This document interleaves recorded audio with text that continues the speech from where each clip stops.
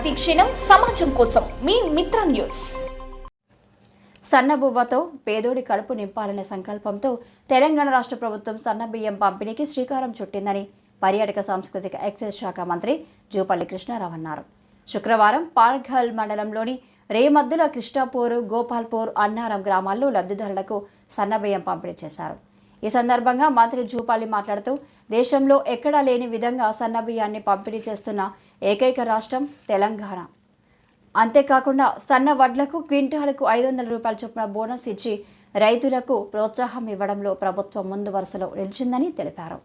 పునరుద్ధరించిన conveyor belt, కొనసాగుతున్న steel వ్యర్థ పదార్థాల తొలగింపు, నిరంతరాయంగా కొనసాగుతున్న మట్టి తవ్వకాలు, డీ వాటరింగ్ ప్రక్రియ, ఎస్ఎల్బీసీ టెన్నెల్ ప్రత్యేక అధికారి శివశంకర్ లోతేటి శుక్రవారం ఎస్ఎల్బీసీ టెన్నెల్ లోపల జరుగుతున్న సహాయక చర్యలపై సహాయక బృందాల ఉన్నతాధికారులతో సమీక్ష సమావేశం నిర్వహించిన ప్రత్యేక అధికారి శివశంకర్ లోతేటి. సమీక్ష సమావేశం అనంతరం ప్రత్యేక అధికారి శివశంకర్ లోతేటి మాట్లాడుతూ సహాయక బృందాలు తమకు కేటాయించిన పనిని పూర్తి స్థాయిలో చేపడుతూ సహాయక చర్యలు వేగవంతం చేస్తున్నట్లు తెలిపారు. టన్నెల్ లోపల అత్యధికంగా పేరుకుపోయిన స్టీల్ను లోకో ట్రైన్ ద్వారా బయటకు తరలిస్తున్నట్లు వివరించారు. టన్నెల్ లోపల 24 గంటల పాటు 5 ఎక్స్కవేటర్లు స్టీల్ భాగాలను ప్రమాద ప్రదేశంలో భారీగా ఉన్న రాళ్లను లోకో ట్రైన్ ప్లాట్ఫామ్ పైకి తరలిస్తూ మట్టి త్రవ్వకాలు చేపడుతూ 100 మీటర్ల వరకు పునరుద్ధరించిన కన్వేయర్ బెల్ట్ ద్వారా మట్టి, బురదను బయటకు తరలిస్తున్నట్లు తెలియజేశారు. టన్నెల్ లోపల ఉన్న ఊట నీటిని నిరంతరం బయటకు పంపింగ్ చేస్తున్నట్లు తెలియజేశారు. సహాయక బృందాలకు అవసరమైన వసతులను కల్పిస్తూ ఆహారం, ఆరోగ్యంపై ప్రత్యేక శ్రద్ధ తీసుకుంటూ సహాయక చర్యల పురోగతిపై ప్రతిరోజు సమీక్ష సమావేశం నిర్వహిస్తూ సహాయక చర్యలు వేగవంతం చేస్తున్నట్లు వివరించారు. ఎందుకు సన్నబియ్యం పంపిణీ అంటే ఇంతకుముందుకు ఆ లావు బియ్యం అంటే దొడ్డు బియ్యం అంటుంటుంది, అంటే మామూలుగా హంస ఇస్తూ ఉంటే అవి చాలామంది ఆ రేషన్ షాపుల్నే ఆ బియ్యాన్ని 6 రూపాయలకో 10 రూపాయలకో పరుగులు అమ్ముకొని మళ్ళీ బయట పోయి 30 రూపాయలకు 40 రూపాయలు కిలో బియ్యం కొంటారు. ఈ రేషన్ షాపులో కొన్నోళ్ళు మరి వీళ్ళు కొందరు నలుగురు, కానీ వీళ్ళు తీసుకుపోయి ఆ రైస్ మిల్లర్ కౌంటర్లో కమ్మితే వాళ్ళు రైస్ మిల్ బిల్లింగ్ చేసి దాన్నే మళ్ళీ వాళ్ళు 30-40 రూపాయలకు అమ్ముకునేది. అంటే ప్రభుత్వ ధనం అనేది వృధా అయ్యేది. ఇటు మీకు లాభం కాకుండా ప్రభుత్వం లాభం కూడా జరిగేది. కాబట్టి అట్లా కాకుండా ఎన్నికల సందర్భంలో, పోయినసారి ఎమ్మెల్యే ఎన్నికల సందర్భంలో కాంగ్రెస్ పార్టీ ఈ మాట చెప్పకపోయినా కూడా ప్రజలకు సన్నబియ్యం అందివ్వాలనేటువంటి ఆలోచనతోటి ఈ సన్నబియ్యం అందియాలంటే సన్నబియ్యం సరిపోయినంత పంట రావాలి. ఎందుకంటే ఇది 5 మాసాల పంట. అదే హంస అయితే, దొడ్డలైతే 4 మాసాల పంట. నాకు తెలిసి, నేను కూడా రైతునే కాబట్టి. అయితే రైతులకు ఈ సన్నబియ్యం పండించడం కోసం క్వింటల్కు 500 రూపాయల బోనస్ ప్రకటించి రైతుల ద్వారా ఈ యొక్క సన్నబియ్యం పండించడానికి ఒక ప్రోత్సాహం ఇచ్చి దాని ద్వారా సుమారుగా 30-40 లక్షల టన్నులు పండించి ఇలా అదే బియ్యాన్ని ఇలా మళ్ళీ ప్రజలకు సన్నబియ్యం పంపిణీ చేసి ఏర్పాటు చేస్తాము. ఇలా పంపిణీ చేస్తుండే సన్నబియ్యం మీరు బయట దుకాణంలో కొనాలంటే, నిన్న పెద్దకొత్తపల్లి మండలంలో అక్కడ అడిగిన కొనేవాళ్ళు ఆ మహిళల్ని కూడా అడిగితే బయట క్వింటలు 6,000 అన్నారు. 5,500, 6,000 దాకా ఉన్నది. అంటే కిలో 50 నుంచి 60 దాకా ఉన్నది.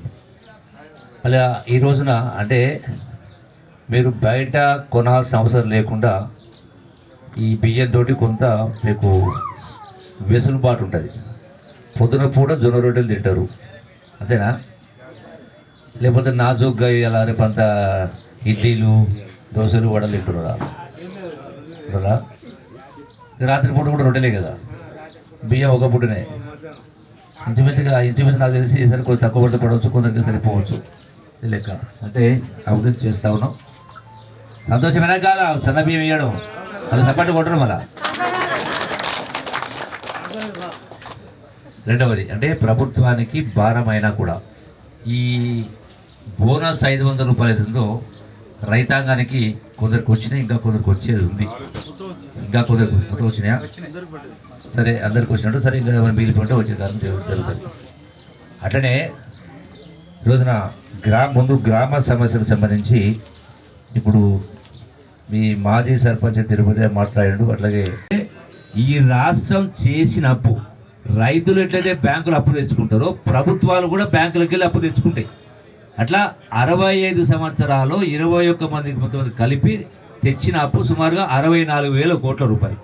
దీనికి 80 పైసలు మిత్తి, అంటే రూపాయి కంటే తక్కువ, 70 పైసలు బిల్లు పడుతుంది. ఆ ప్రకారం నెలకు కడుతున్న వడ్డీ, నెలకు రాష్ట్ర ప్రభుత్వం కడుతున్న వడ్డీ, కేసీఆర్ ముఖ్యమంత్రి కాకముందుకు కడుతున్న వడ్డీ నెలకు సుమారుగా 600 కోట్లు ఉండే వడ్డీ. అసలు 2 అంటే కంతులు 600 కోట్లు ఉండే.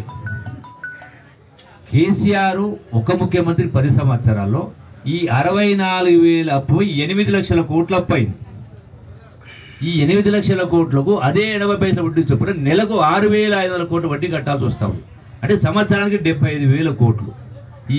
ఈ ప్రభుత్వం రేవంత్ రెడ్డి ముఖ్యమంత్రి అయిన తర్వాత ఈ అప్పు కట్టడానికి మళ్ళా ప్రభుత్వం 1,50,000 కోట్లు అప్పు చేసి దానిలో 1,40,000 కోట్లు వడ్డీ అసలు కట్టింది. అంటే అప్పు తీర్చడానికి అప్పు తీయాల్సి వచ్చింది. అంటే వీళ్ళేమంటారు, మీరు టీవీలో చూస్తుంటారు, కేసీఆర్ అయినా కేటీఆర్ అయినా హరీష్ అయినా మీరు 4 లక్షల కోట్లు తెచ్చి 4,50,000 కోట్లు తెచ్చారు. అసెంబ్లీ సాక్షిగా మాట్లాడాం. 4,50,000 కోట్ల రూపాయలు రాష్ట్ర ప్రభుత్వం అప్పు తెచ్చితే రాష్ట్ర ప్రభుత్వం గ్యారంటీ ఇచ్చి ఇరిగేషన్ ప్రాజెక్టుల కోసం 1,00,000 కోట్లు తెచ్చింది. అంటే కార్పొరేషన్ సంస్థ ఏర్పాటు చేసి దానికి రాష్ట్ర ప్రభుత్వం గ్యారంటీ ఇచ్చింది. ఇరిగేషన్ ప్రాజెక్టులు కట్టారు, 1,00,000 కోట్లు కట్టారు. మరి అప్పు ఎవరు కట్టాలి? రాష్ట్ర ప్రభుత్వం కట్టొద్దా? నేను అడిగిన అసెంబ్లీలో. అంటే మరి రైతుల దగ్గర వసూలు చేసి కడతారా? మరి దీన్ని పక్కకి ఎందుకు పెడుతున్నారు? అంటే ఒక్క 2 లక్షల రూపాయలు రుణమాఫీ చేస్తేనే రైతులకు 20,000 కోట్లు అయింది. మరి 1,00,000 కోట్లు మీరే తప్పు తెచ్చిండ్రు ప్రాజెక్టుల కోసం. 1,00,000 కోట్లు కాదు, 1,20,000 కోట్లు ఉంది తెచ్చిండ్రు. మరి ఆ డబ్బును రైతుల దగ్గర వసూలు చేసి కడతారా? మరి ఆ ప్రకారం అంటే ఒక్కొక్క రైతు 10 లక్షలు కట్టాలా? అంటే రైతుల దగ్గర ఒక రోజు 10 లక్షలు వసూలు చేసి మీరు తెచ్చిన అప్పు కడతారా?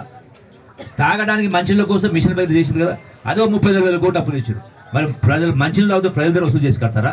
అంటే ఈ పక్కకు పెట్టి దొంగ మాటలు మాట్లాడుతూ ఉన్నారు.